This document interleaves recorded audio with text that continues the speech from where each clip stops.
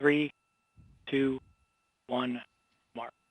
GLS mainline has been initiated. Okay. T-minus 10 minutes and counting. We are T-minus 10 minutes away from liftoff of Artemis 1. As you can see, the clock is now moving. Let's put that up.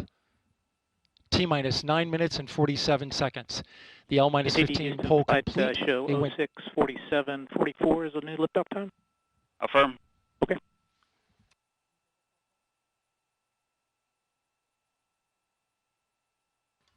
Oh, 1:47:44, 1:47 a.m. Eastern Time and 44 seconds.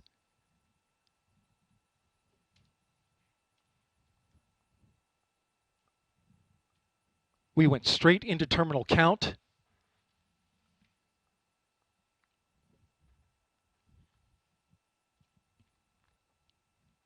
Liftoff now 9 minutes away. So terminal count. Control has been given over to the GLS, the ground launch sequencer, a computer and software that is doing all of the commanding and monitoring of the Space Launch System.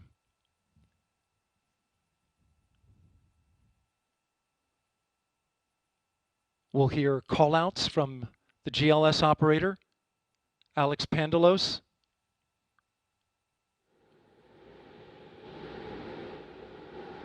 As well as NASA Test Director Jeff Spaulding.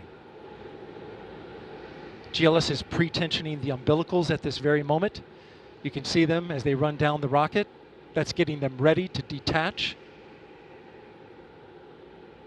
At liftoff, those arms will swing away. We'll let go of the rocket in a clockwise direction.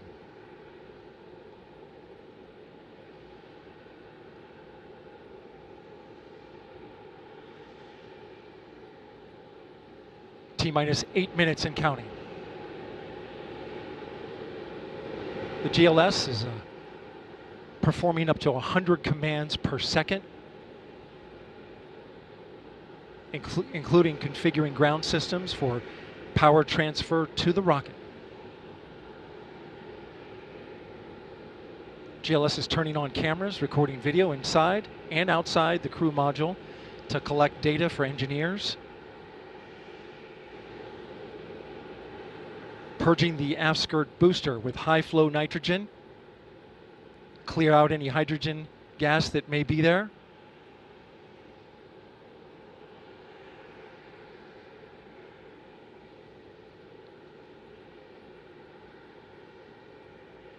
You can see the crew access arm is already retracted. When there is crew during Artemis 2, it would happen at T-minus 6 minutes. But out of abundance of caution, they went ahead and retracted the arm well ahead of liftoff. Want to point your attention to the base of the mobile launcher. If something wasn't done to reduce the power from the pressure caused by the rocket's ignition and thunderous sound, it could damage the rocket. So the ignition overpressure and sound suppression system will flood the mobile launcher with water. You'll see that sequence start at T-minus 17 seconds. Now coming up in less than 30 seconds, the ground launch sequencer will start bringing the high energy systems online, starting with core stage pressurization.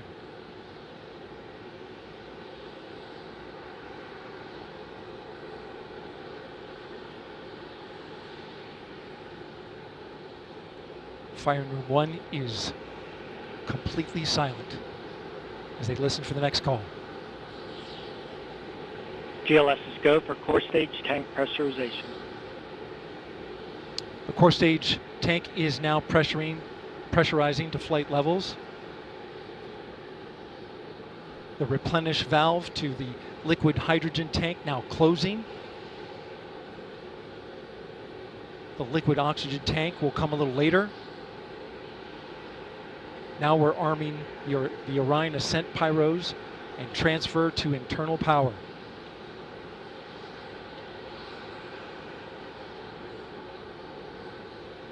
The launch abort system, or LAS jettison motor, is now armed. On this flight, the abort motor is inactive because there is no crew on board. Up next is the flight termination system, or FTS, which gives the Space Force the ability to destruct the rocket if it goes in the wrong direction. Let's listen in for that.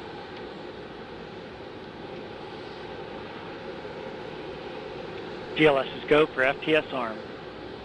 The flight termination system is now armed. Coming up at 4 minutes and 40 seconds, a big moment.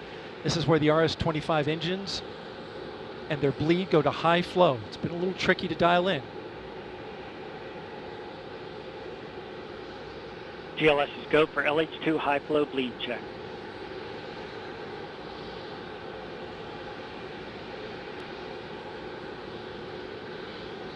Good word, we've passed that. The cryo team got the LH2 engine bleed pressure loop dialed in.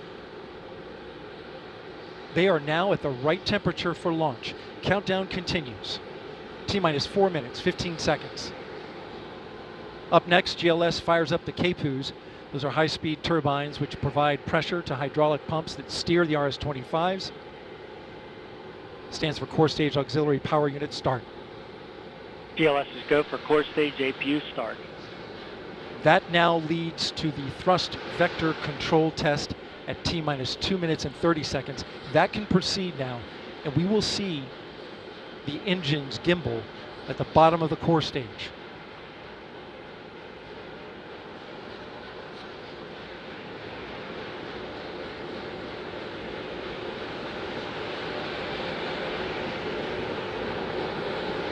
At T-minus 3 minutes and 10 seconds, you will hear the go for purge sequence 4. That's a helium purge of the 4 core stage engines downstream of the propellant valve, getting the air and moisture out.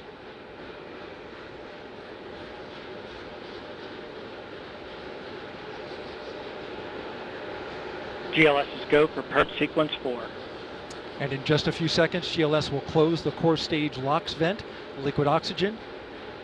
The white vapor cloud caused from the super cold gaseous oxygen condensing the water in the atmosphere will disappear. You see it coming out there now. And there it goes, it's closed. LOX vent closed, pressure rising in the core stage LOX tank to flight levels. Coming up in 15 seconds, look for that thrust vector control actuator test. Engines will gimbal.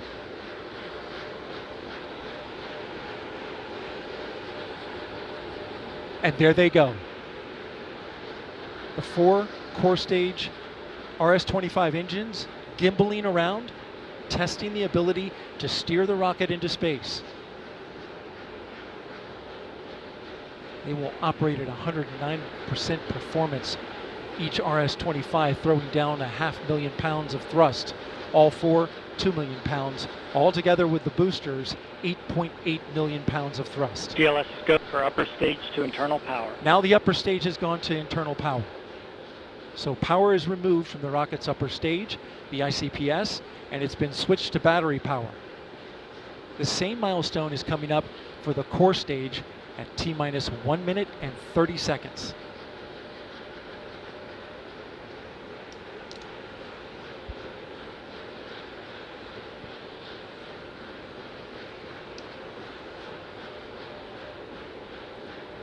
GLS is go for core stage to internal power. The rocket's core stage, which houses the 3 flight computers, is now on battery power. So there is no more hold time available because there's no more margin on the batteries. So if we have a hold, we'd have to recycle back to T-minus 10 minutes and recharge those batteries. The count continues. A note now, shortly after liftoff. 1 minute. Shortly after liftoff, Mission Control Houston will take control of the rocket, and my colleague, Leah Cheshire, will take over commentary. T-minus 50 seconds and counting.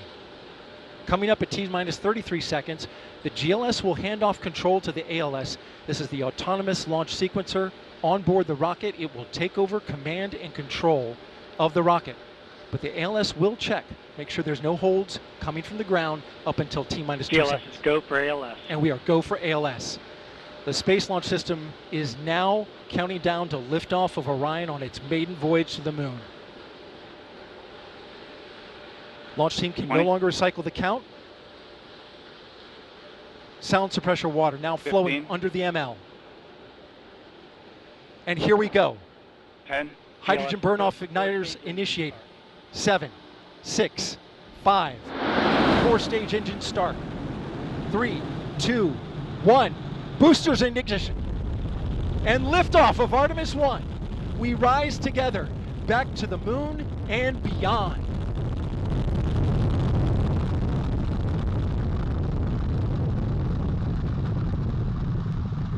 All 4 RS-25 engines on the core stage and 2 solid rocket boosters now propelling the vehicle at 128 miles per hour. Hearing good control on the roll from teams in Mission Control Houston. All good calls so far. Now 30 seconds into the flight of Artemis 1. First milestone will be for the vehicle to pass through max Q at about 1 minute and 9 seconds into launch. This is the greatest period of atmospheric force on the rocket.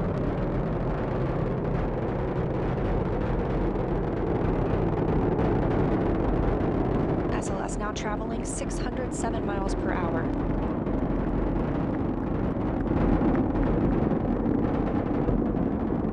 You're looking at 8.8 million pounds of maximum thrust. Quiet here in the loops in Mission Control. The 4 core stage engines are throttling down ahead of passing through max Q.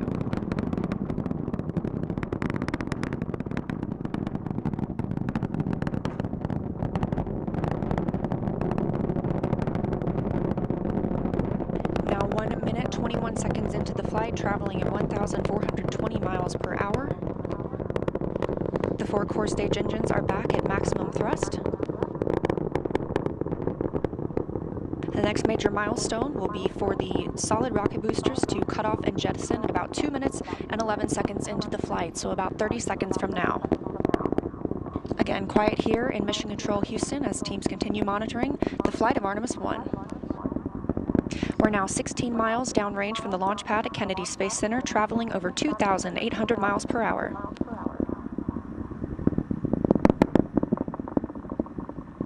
Standing by for solid rocket booster jettison and shortly thereafter.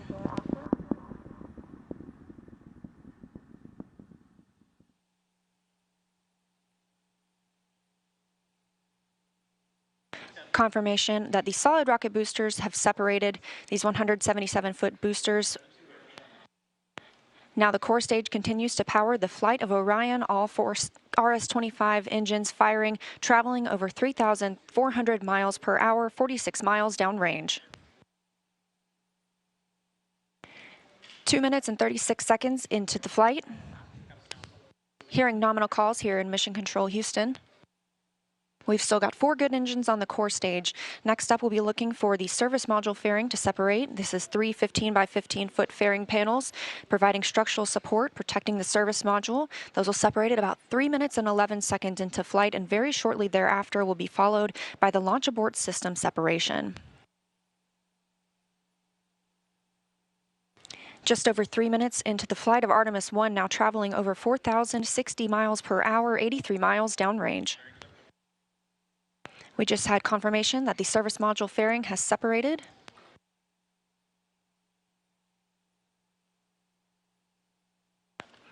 And that the launch abort system pyros have fired, separating those from Orion as well. For future crew members,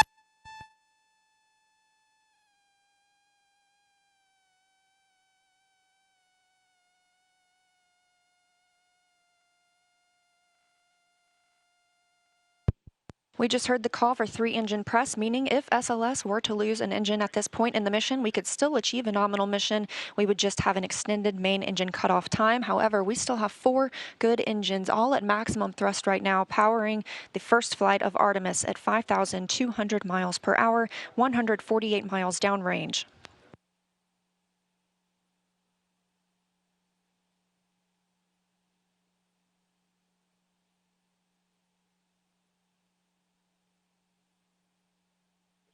We're 4 minutes and 16 seconds into the flight of Artemis 1. So far, we've had a clean ascent. We saw those solid rocket boosters jettison about 2 minutes and 11 seconds after liftoff. Shortly after, we had the service module panels fairings separate, as well as the launch abort system. The launch abort system was inert for this flight, except to perform this separation. Those 4 core stage engines will continue to fire and power the flight of Artemis 1, now traveling over 6,800 miles per hour, 229 miles downrange. Booster flight controller reports that the engines are looking good.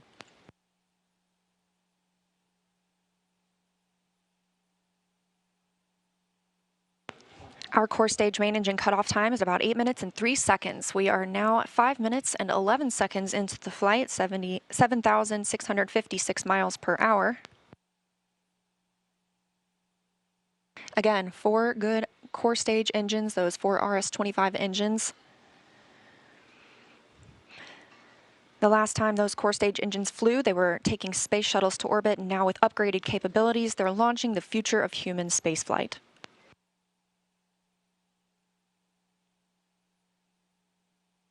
Five minutes, 42 seconds into the mission, we are now traveling 8,800 miles per hour, 345 miles downrange from the launch pad at Kennedy Space Center.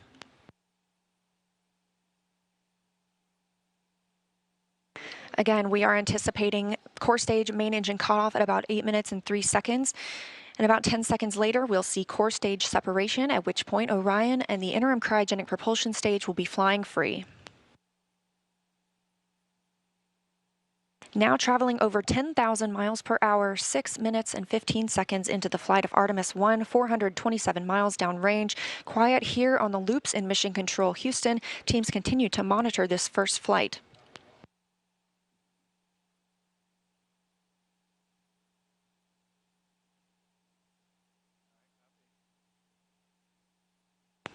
About a minute and a half now until that core stage main engine cutoff time. Our 4 core stage engines continue to fire at maximum thrust.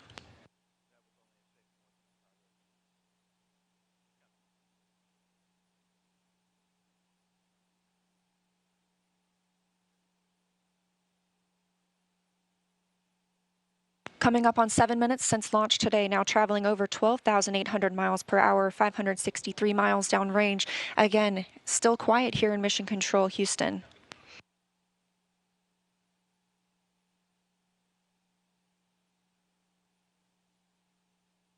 As we prepare for main engine cutoff, the 4 RS-25 engines are beginning to throttle down.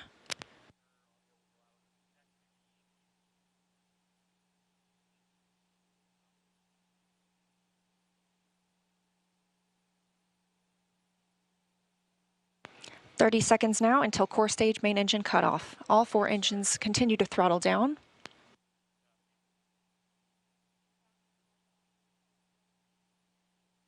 Now 7 minutes, 45 seconds into the flight, traveling over 16,000 miles per hour.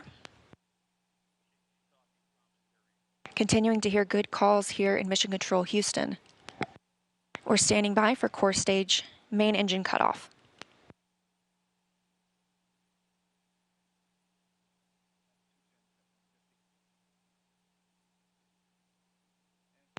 And we have confirmation of core stage main engine cutoff. Orion is now in Earth's orbit. The flight dynamics officer reports that we have a nominal main engine cutoff. And we just heard the call for core stage separation. That means Orion and the interim cryogenic propulsion stage are now flying free from the core stage of the Space Launch System. The next milestone will be solar array deploy approximately 18 minutes after liftoff. But before Orion stretches its wings, let's check back in with our friends at Kennedy Space Center and hear all about what it was like to hear the rocket roar off the launch pad. Megan and Kayla, I've got to hear all about it. Well, if you're just joining us, welcome to NASA's Kennedy Space Center, where we just watched Artemis 1 launch, our first step towards our next adventure into deep space. As Leah said, I'm NASA's Megan Cruz, and this is NASA astronaut Kayla Barron. And I'm kind of still giddy and speechless. I don't even know how to explain how I'm feeling right now. I feel the same way. This is the first launch that I've been able to watch in person, and I've got to say, it was incredible. It took my breath away, and I was tearing up. Just what an amazing accomplishment for this team, this international team, people who have been dedicating their careers to getting this rocket off the ground and taking the first step to getting a crew on that vehicle back to the moon. It was just incredible. Yeah, this is a moment I think that we're all going to remember where we were when we saw this sort of thing, you know what I mean? And it was great to see, again, when we entered into terminal count, everybody here just started cheering, you know, coming out to get a really good view. And boy, I mean, it lit up the night sky, and it just shook everything around us. Did you feel that? Like in my bones, I felt that. Oh yeah, the cool thing is just kind of the delay between what you see and what you hear, because of course the sound travels a little bit slower, and it was just amazing. The ground shook. We could hear the thrust pushing that rocket into space. 8.8 million pounds of thrust. Yes. It's incredible. It was amazing to see here live in person. How does it compare? So this is your first launch on the ground. How does it compare to your launch when you're in the capsule soaring towards space?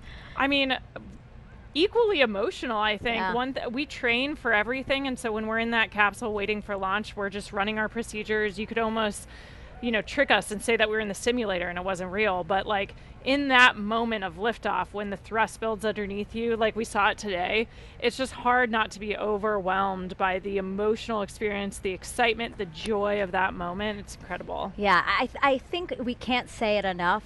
This team really deserved this moment. They've been working so hard for this moment. When I heard that we got into terminal count, it was, I felt a sense of relief and excitement for them that I think everybody here did. We really wanted them to succeed. We really wanted to see the launch today. And wow, I will never forget this. Me neither. It was an incredible experience to be here and see that happen. Yeah, was there anything that was particularly surprising to you? Again, this is your first launch, what were you expecting? I think we also had a nighttime launch for our launch, and so I think one thing you underestimate is how much it lights up the night sky. Yes. We were able to watch it all the way through that trajectory. We were able to see the boosters separate and everything. So it was just an incredible view. It's amazing how much you get to see of the flight path when it's at night and it's lighting up the sky. Yeah, and I don't know if you noticed this, but we see the moon here, and the trajectory of the rocket looked like it was flying towards me. You know what I mean? I was like, oh my God, that's so poetic. It's so beautiful. I'm so glad we launched today. Yeah. Wow. Congratulations to the team. It's incredible. We're going to head over to Daryl, who was at the launch team. Daryl, you got to count us down through that, through liftoff. I mean, how was that being in the launch control center with them?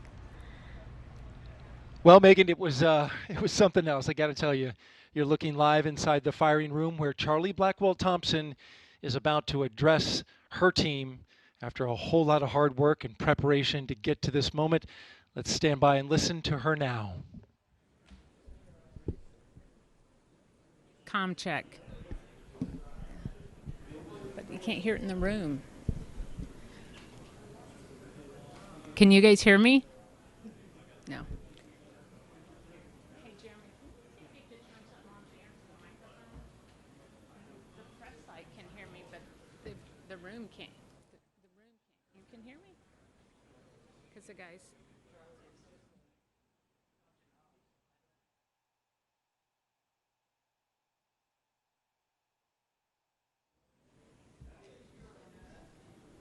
I don't know what he's telling me to do.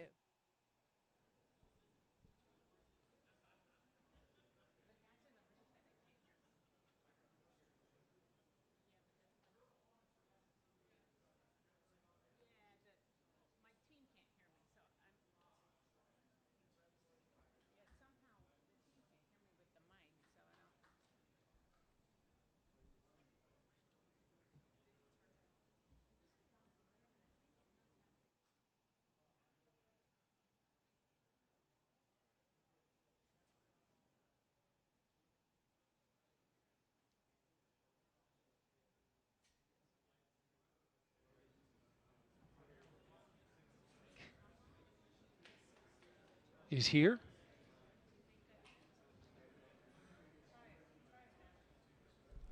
Can you guys hear me? Oh, there we go. Is he ready for me?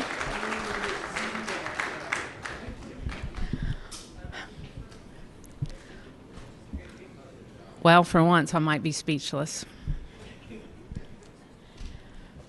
So you guys know I have talked a lot about appreciating the moment that you're in. And we have worked hard as a team. You guys have worked hard as a team for this moment. This is your moment.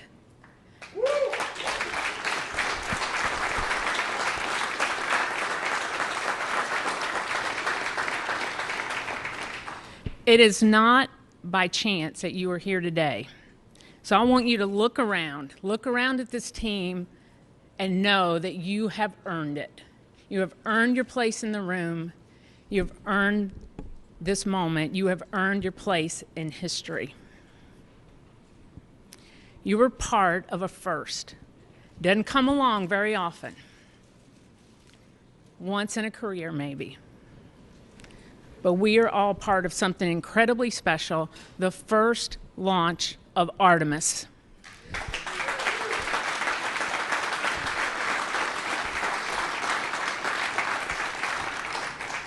The first step in returning our country to the moon and on to Mars.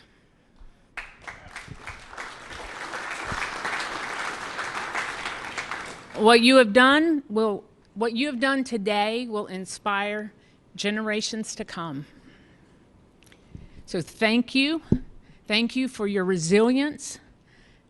You know, I said at the pre-test briefing, the harder the climb, the better the view.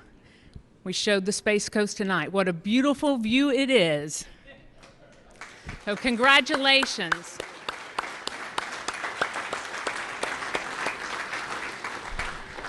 So we got a couple of traditions here in launch control. And the first one is when you're in the position for the first time, you get a tie cutting. And so I have my launch director scissors. And I'm going to get my tie cut by a couple of legends that are here. And then anyone who wants their tie cut will be making the rounds in the firing room. You got your console chiefs. If they want to do it, that's fine. If you want me to do it, you might have to wait a little while, but I'll stay all night if I have to. It'll be my pleasure to cut ties. So I'm going to take care of mine, and then I have one other presentation that I want to make this evening.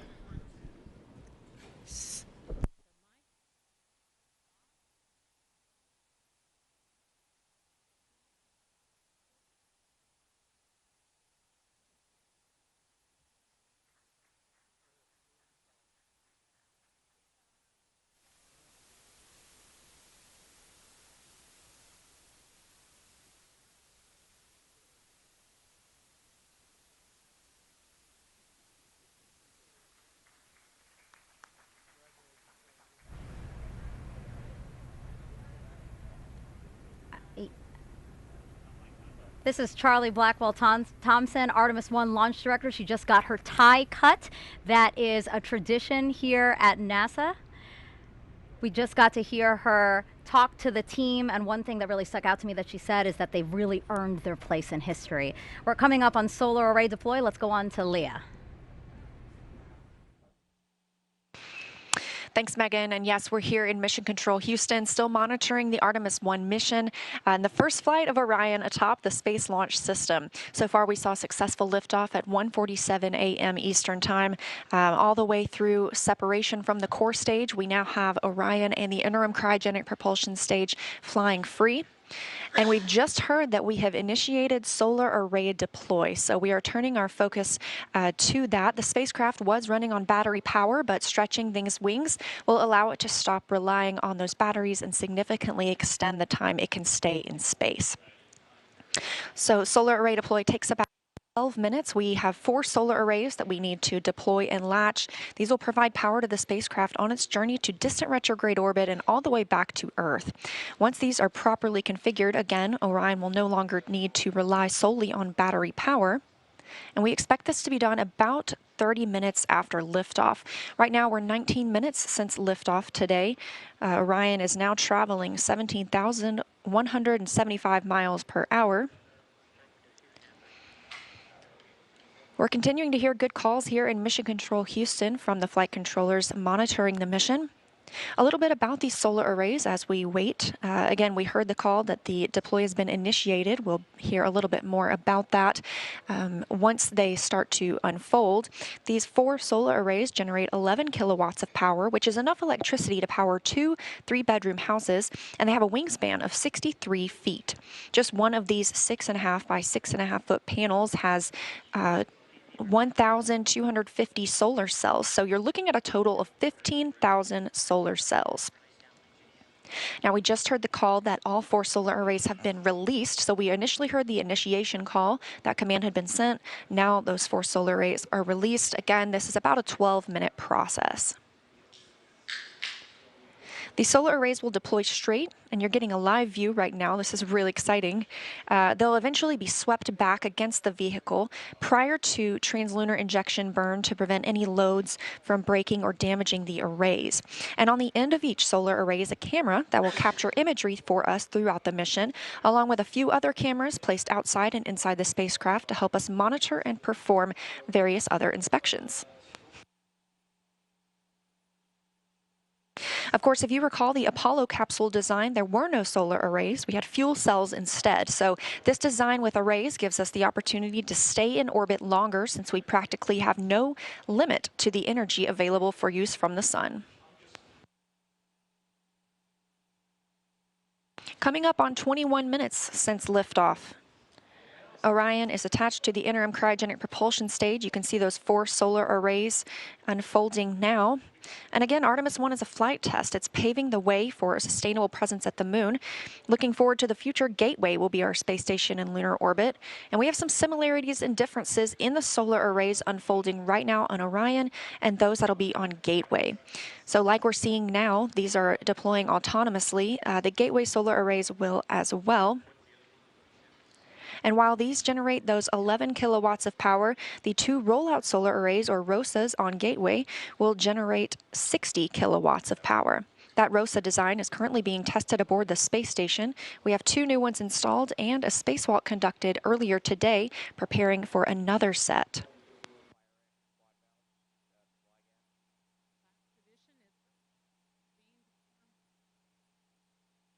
Coming up on 22 minutes since liftoff today, Orion and the interim cryogenic propulsion stage traveling over 16,800 miles per hour. The solar arrays deploying now are part of the European Service Module. It's comprised of 20,000 parts and components. The Service Module was developed as part of an agreement between NASA and the European Space Agency, or ESA. This is the first time NASA is using a European-built system as a critical element to power an American spacecraft.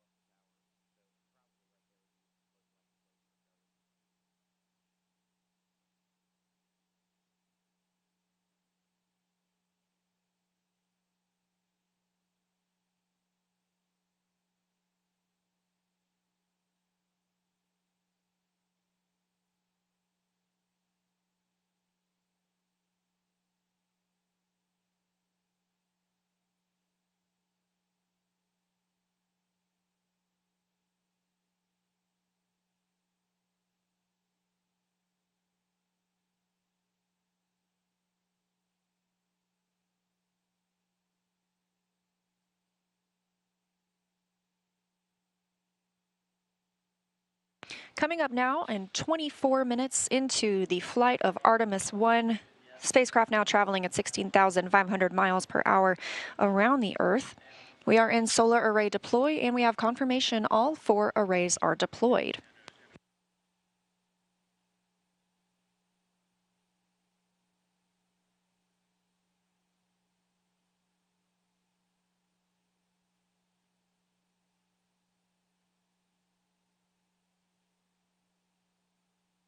Coming up in a little less than 30 minutes is the perigee raise maneuver.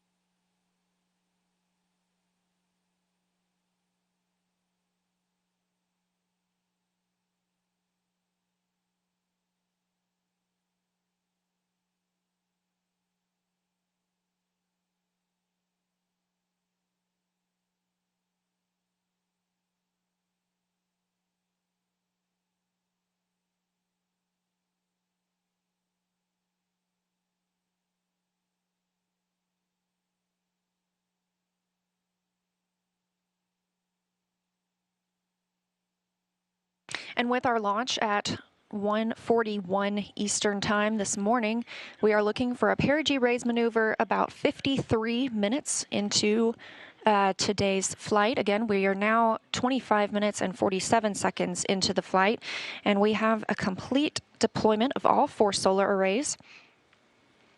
Orion's journey to the moon continues as planned. Again, looking forward to that perigee raise maneuver. That'll be coming up again at about 53 minutes into the mission, so about 27 minutes from now.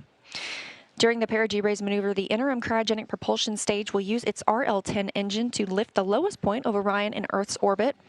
The current orbit is more of an oval shape than a perfect circle, and this burn will raise that point closest to Earth and make the orbit more circular. This will also include a checkout of Orion's systems and any adjustments to the solar arrays. It'll be a short burn, less than 30 seconds long, but critical to keep us on track, and it also prepares us for the next engine burn to send Orion to the moon. That's the translunar injection burn. That'll come up a little later, which is a longer burn, another firing of the RL-10 engine on the interim cryogenic propulsion stage.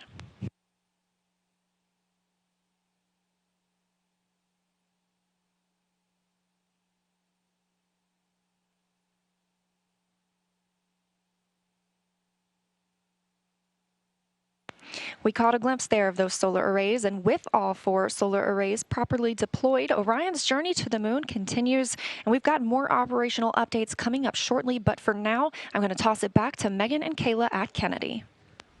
Leah, thank you so much. Our return to the moon will be different than the last time. We plan to explore more of the lunar surface and learn how to live and work there. With more on our destination, let's bring back NASA's Dan Hewitt with our new moon board. Hey, thanks, Megan. I gotta be honest, we ran outside to catch it. I'm still shaking a little bit. That never gets old. That is always one of the coolest things you'll ever see in your entire life.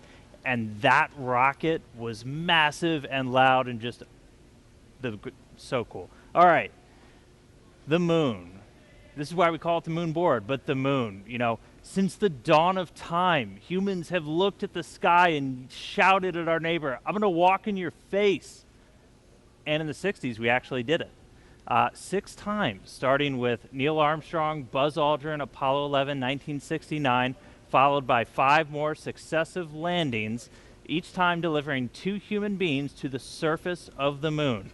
Our last one was Apollo 17, and that was in 1972, Gene Cernan and Harrison Smith stepping off for the last time. Now, we have not sent humans back since then, but they accomplished a lot under Apollo. Lots of technological advancements, deployed science instruments, brought back hundreds of pounds of lunar rocks and regolith, teaching us about the moon and also about our place in the solar system. The moon is fascinating because it doesn't have a lot of the geological processes we have here on Earth.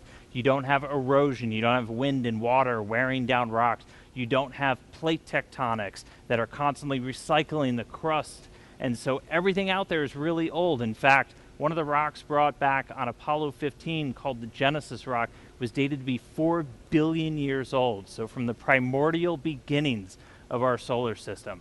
But as Kayla said a little bit earlier, those missions were measured in days, their spacewalks in just hours. With Artemis, we're looking to go and we're looking to stay. And we're not looking around the equator like under Apollo, we're looking at the lunar South Pole. Now, why? So we haven't sent people since the 70s to the moon, but we haven't stopped studying it. We've had orbiters like the Lunar Reconnaissance Orbiter, which has literally just been flying loops around the moon, taking high-resolution images of the surface, so high resolution that you can look them up. They have images of all the different Apollo landing sites, and you can actually see the footprints, the paths they left in the lunar regolith of those sites.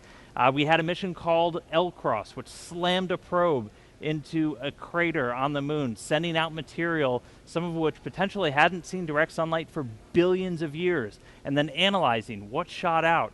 And through missions like that and others, we've been able to find that there is water ice trapped in those permanently shadowed areas on the moon. A lot of them center around that South Pole.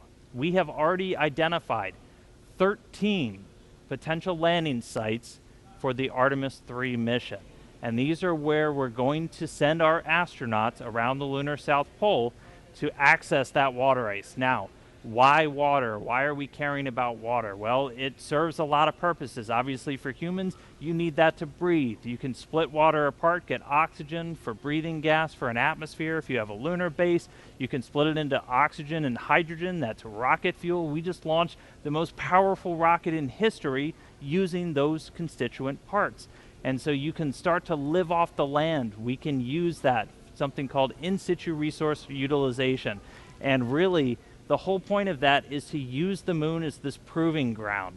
We're trying to get to Mars. We're trying to learn to live on other planets where there is gravity, where we're going to have to use resources there on the ground because we won't be able to bring everything with us. And by going to the lunar South Pole, by going to stay under Artemis, we're going to be able to start practicing that. We're going to perfect those systems, perfect those techniques and operations we need to do that so we can use the moon as that jumping off point to Mars and beyond. So that's why the moon. We're going to see Orion fly around it for the very first time in just a couple of days. That launch was spectacular. I'm still way too excited, but can't wait to see some shots of the moon from up close from Orion. So I'll send it back over to you, Megan. Thanks so much, Dan. So right now we're actually joined by members of the Red Crew. You'll remember from watching the launch coverage that the Red Crew was sent out by the launch team when the launch team identified a small leak on a hydrogen valve inside of the mobile launcher. Well, now here they are. This is Trent Annis. Trent, can you just introduce everybody else here on your team? Yeah, so this is Chad. He's our safety guy. And behind me is Billy. And he's the experienced hydrogen tech out here. And the three of you guys really, I would say, saved the day today. I mean, really, you guys had to go in there to what's called the blast danger zone. You guys are specially trained to be able to do operations on the pad while cryo is loading.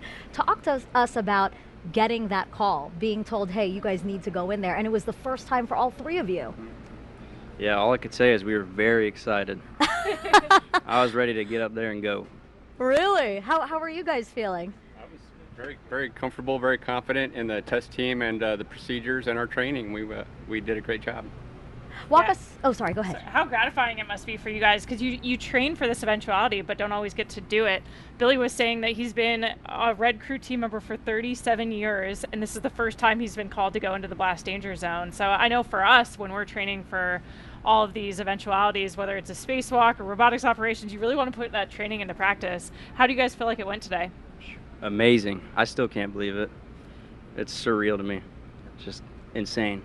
Yeah, kind of walk us through what you were thinking. So you get there and what, is it just like game time and you're really focused, or, you know, how are you feeling? Yeah, I'd say we were very focused on what was happening up there, just making sure we knew what was happening. Because the rocket's, you know, it's alive, it's creaking, it's making venting noises, it's pretty scary. So on zero deck, my heart was pumping. Mm-hmm. My nerves were going, but yeah, we showed up today. I think as soon as we walked up the stairs, we were ready to rock and roll. And they were telling us a bit about it while you were working on it. You guys were actually just torquing down the valve to prevent or reduce the leak rate or stop the leak. Is that right? That's right. Just the packing gland. It was a little loose, so went up there and tightened her up. You're probably still like in this, oh my gosh moment, like all of us are. You know, has it actually hit you, like the role you played today in making Artemis 1 launch? You know, I still can't believe it. Like, it's, like I said, it's surreal and just amazing. I don't know about you guys, but they're nodding along behind you for sure. Anything you want to say to the launch team? Again, this is a big day for the launch team, for you guys, NASA, but really the whole world. I mean, this is a historic launch that I think we'll all remember. Really. You know, we had a lot of people here helping us out, a lot of teams, firing room. I'm sure that was hectic. And, you know, NASA, Boeing, all the other companies did a great job, and we're glad to be part of it. One thing I always like to say is spaceflight is a team sport, and I think you guys perfectly demonstrated that today, right? Like, none of us could accomplish this on our own. It takes a really complex team. Nobody can be an expert in all of the systems, all the technology, all of the workarounds we might have to do to get a rocket off the pad. So thank you for the role you played in that team today. It's awesome. Thank you. Yeah, thank you so much, guys. I appreciate you coming by to talk with us. All right, it's now been about 35 minutes since liftoff of Artemis 1. Orion and ICPS are now free flying, so let's head back to Leah again to talk about how the journey is going so far. Thanks, Megan. And it has been a pretty smooth ride so far. And we are now, again, like you mentioned, coming up on 36 minutes since launch. That puts us about 17 minutes into the until the perigee raise maneuver. That's going to be the maneuver that lifts the lowest point of Orion's orbit around the Earth and puts us where we need to be ahead of the translunar injection burn. The translunar injection burn is that really long burn that we're going to need to send us on to the moon. So we've been treated to some exciting views from the spacecraft today, including, and we hope to see some from inside the cabin, but we expect to continue receiving photo updates throughout the mission. It takes a team, though, to bring the imagery of Orion down to Earth, so let's meet them.